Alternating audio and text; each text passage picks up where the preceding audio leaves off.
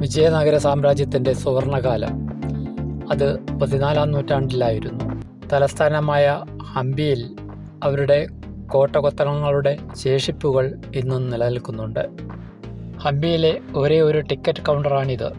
വലതുവശത്തേക്ക് തിരിഞ്ഞാൽ സെനാന കോംപ്ലക്സ്. ഉയരം കൂടിയ കോട്ടമതിൽ ഭാഗികമായി തകർന്നിരിക്കുന്നു. പരിശോധന കഴിഞ്ഞ് ചെറിയ എൻട്രൻസിലൂടെ അകത്തേക്ക് പ്രവേശിച്ചു. ബേസ്മെന്റ് ഓഫ് ക്യൂൻസ് പാലസ് എന്ന ബോർഡാണ് ആദ്യമായി ദൃഷ്ടിയിൽപ്പെട്ടത്. പ്രധാനമായും രാജ്ഞിമാരുടെ കേന്ദ്രമായിരുന്നു ഈ കോട്ടയ്ക്ക്. പാലസിന്റെ അടിത്തറ മാത്രമാണ് ഇപ്പോൾ അവശേഷിക്കുന്നത്. എതിർവശത്തായി കാണുന്നതാണ് ലോട്ടസ് മഹൽ. ഇതൊരു നൃത്തമണ്ഡപമായി കരുതപ്പെടുന്നു. 24 തൂണുകളാൽ താങ്ങി നിർത്തപ്പെടുന്ന മനോഹരമായി നിർമ്മിക്കപ്പെട്ട ഒരു സൗധമാണിത്. പിൻവശത്തെ ചെറിയ വാതിലിലൂടെ പുറത്തേക്ക് പ്രവേശിച്ചു. മ്യൂസിയവും അതേപോലെ ആനക്കൊട്ടിലും ഈ ഭാഗത്താണ്. രാജഭരണകാലത്ത് ഉന്നതരായ ഉദ്യോഗസ്ഥരുടെ വാസസ്ഥലമായിരുന്നു ഈ കെട്ടിടം. ഹംപി ഉത്സവം അടുത്തതുകൊണ്ട് മുൻഭാഗത്തെ ഗ്രൗണ്ട് നിറയെ കസാരകളും മറ്റുമാണ്. ഒരുക്കങ്ങൾ തകൃതിയായി നടന്നുകൊണ്ടിരിക്കുന്നു. എലിഫന്റ് സ്റ്റേബിൾ, ഇത് ആനകളുടെ വാസസ്ഥലമാണ്. കൊട്ടാരം പോലെയാണ് ഈ ആനക്കൊട്ടിലിൻ്റെ നിർമ്മിതി. ആനക്കൊട്ടിലിൻ്റെ പിൻവശത്തുകൂടെ വഴി നീണ്ടുപോകുന്നു. ഇരുവശത്തുമായി തകർന്നടിഞ്ഞ കുറേ സൗധങ്ങൾ. ഇവയിൽ അപൂർവമായി ചില ക്ഷേത്രങ്ങളും ഉൾക്കൊള്ളുന്നു. കൂടുതലും തുറസായ സ്ഥലം.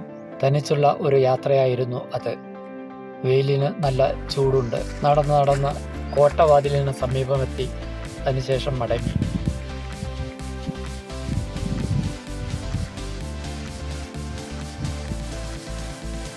തിരിച്ചു വരുന്ന വഴി ഭാഗികമായി തകർന്നു കിടക്കുന്ന ഒരു ക്ഷേത്രം കണ്ടു.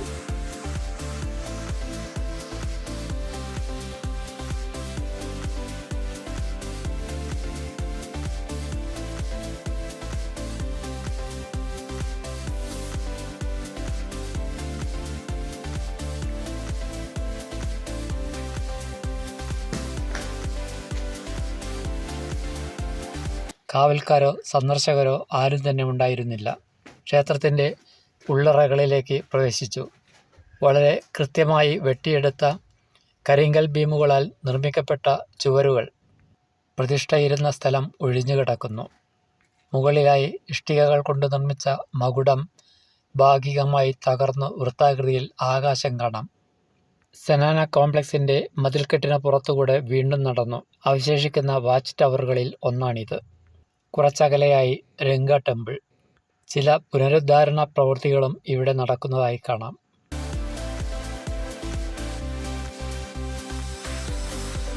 ഓട്ടോറിക്ഷയിൽ അല്പദൂരം സഞ്ചരിച്ചാണ് ക്വീൻസ് ബാത്തിലെത്തിയത്. രാജ്ഞിമാർക്ക് നീരാടാനായി നിർമ്മിച്ച സൗധം. ചതുരാകൃതിയിൽ നിർമ്മിച്ച കെട്ടിടത്തിനു ചുറ്റുമായി ഒരു കനാൽ.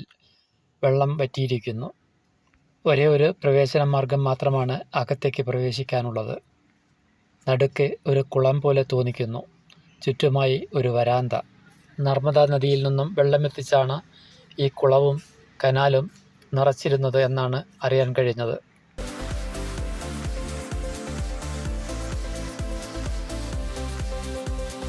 വരാന്തയിലൂടെ ചുറ്റി നടന്നു. പലയിടത്തായി കുളത്തിന് അഭിമുഖമായി തുറക്കുന്ന ബാൽക്കണികൾ.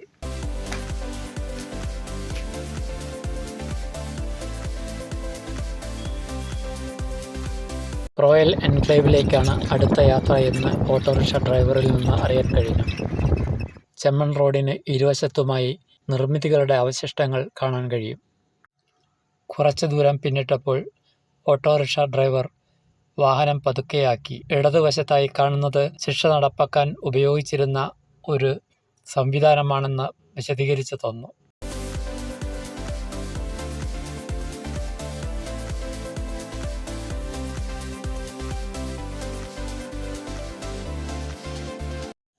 കൃഷ്ണദേവരായരാണ് ഈ കോട്ട നിർമ്മിച്ചത്. റോയൽ എൻക്ലേവിലേക്ക് പ്രവേശിക്കുന്നതിന് മുമ്പ് തന്നെ 2 വാതിലുകൾ അഴിച്ചു വച്ചിരിക്കുന്നത് കണ്ടു. ഇവ ഒറ്റക്കല്ലിൽ പണിതീർത്തതാണ്. വളരെ വളഞ്ഞുള്ള വഴിയിലൂടെ വേണം കോട്ടയ്ക്ക് അകത്തേക്ക് പ്രവേശിക്കാൻ. സുരക്ഷാ കാരണത്താലാണ് കോട്ടവാതിലിൻ്റെ ഈ വളഞ്ഞ വഴിയുടെ നിർമ്മിതി. മഹാനവമി ദിബ്ബ ഉയർത്തിക്കെട്ടിയ ഒരു സ്റ്റേജാണിത്. ഒറ്റക്കല്ലിൽ വെട്ടിയുണ്ടാക്കിയ ഒരു ജലസംഭരണി. എത്ര കൃത്യമായാണ് ഇതിൻ്റെ അരികുകൾ വെട്ടിയെടുത്തിരിക്കുന്നത് എന്ന് നോക്കുക. റോയൽ എൻക്ലേവിനകത്തെ ഒരു പ്രധാന ആകർഷണ കേന്ദ്രമാണ് ഈ പുഷ്കരണി. വെള്ളം എത്ര അടിത്തട്ടിലായിരുന്നാലും എടുക്കത്തക്ക രീതിയിൽ കൃത്യമായി വെട്ടിയുണ്ടാക്കിയ അനേകം പടവുകൾ. പുഷ്കരണിയിലേക്ക് വെള്ളമെത്തിക്കുന്നതിനായുള്ള കൽപ്പാത്തിയാണ് ഈ നീണ്ടുകിടക്കുന്നത്. ഡോമിംഗോ പയസ് എന്ന പോർത്തുഗീസ് സഞ്ചാരിയുടെ കുറിപ്പുകളിൽ നിന്നാണ് കൃഷ്ണദേവരായരുടെ ഈ കൊട്ടാരത്തെക്കുറിച്ചുള്ള വിശദാംശങ്ങൾ നമുക്ക് ലഭിക്കുന്നത്. ഇതിൻ്റെ നിർമ്മിതിക്കായി ഉപയോഗിച്ച കറുത്ത ശിലകൾ വളരെ ദൂരെയുള്ള പ്രദേശങ്ങളിൽ നിന്നാണ് എത്തിച്ചത് എന്ന് പറയപ്പെടുന്നു. ആനബവി അല്ലെങ്കിൽ ആനക്കുളം, ഒരു വശത്തു മാത്രം പടവുകൾ, ഒരു വശത്ത് ആനയുടെ ഒരു പ്രതിമയും. ഒറ്റക്കല്ലിൽ തീർത്ത 12 മീറ്റർ നീളമുള്ള ഒരു വാട്ടർ ടാങ്ക്. ഇരുവശത്തുമായി ഒരേ സമയം 24 കുതിരകൾക്ക് വരെ വെള്ളം കുടിക്കാൻ വേണ്ടി നിർമ്മിച്ചതാണിത്.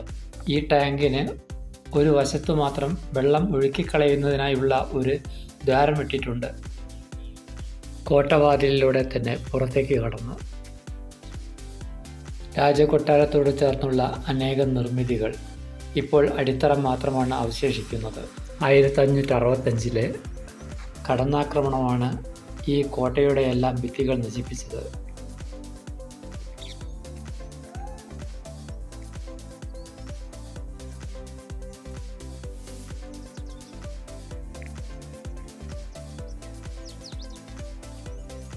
ശ്മശാനം പോലെയിരിക്കുന്ന ഈ പ്രദേശത്ത് തകർക്കപ്പെടാത്തതായി ഈ കാണുന്ന ഒരു നിർമ്മിതി മാത്രമാണുള്ളത്.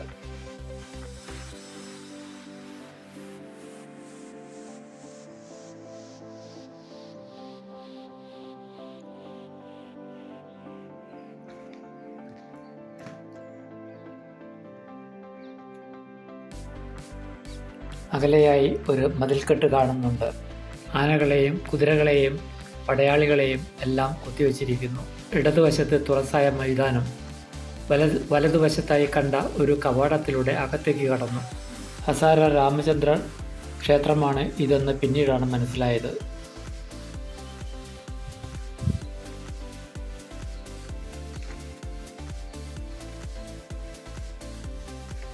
തൂണിലും ചുവരിലുമെല്ലാമായി കൊത്തിവെച്ചിരിക്കുന്നത് രാമായണത്തിലെ കഥകളാണ്.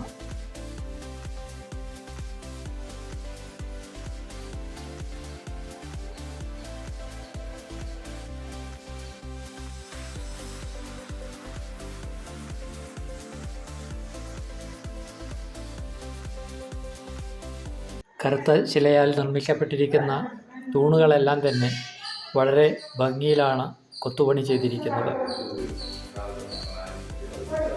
ശ്രീകോവിൽ അടഞ്ഞുകിടക്കുന്നു. പൂജ നടത്താത്ത ഒരു ക്ഷേത്രമാണിത്. 2-3 സന്ദർശകർ മാത്രമാണ് ഇപ്പോഴിവിടെയുള്ളത്.